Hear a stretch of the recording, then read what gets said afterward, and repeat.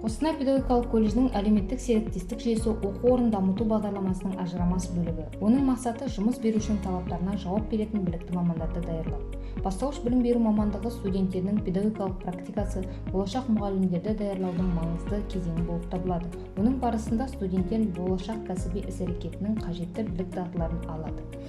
Қостанай педагогикалық колледжінің мамандарын даярлау сапасына студенттер өндірістік және диплом алды практикадан өтетін облыстың және Қостанай қаласының білім беру ұйымдарының қомақты үлесін қосуда.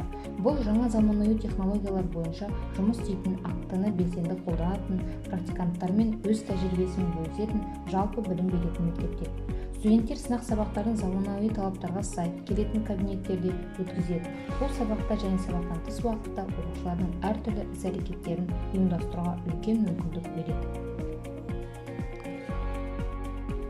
Әлеуметтік серіктестіктерге облыстың және Қостанай қаласының мәдениет мекемелері мен қосымша білім беру ұйымдары, әлеуметтік мәдени қызмет және халық көркем шығармашылық мамандығы студенттерінің кәсіби құзыреттерін дамытуға үлкен рөл бөлінеді.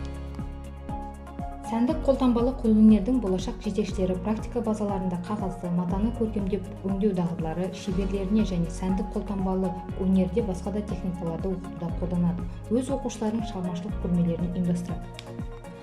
Бұл ұжымның болашақ жетекшілеріне би композициясы бойынша қойылымдық және оқыту жаттығу жұмыстары қажет. Бұл мүмкіндіктерді оларға тәжірибелі тәлімгерлердің жетекшілігімен практика өту кезінде әлеуметтік серіктестіктер ұсынады.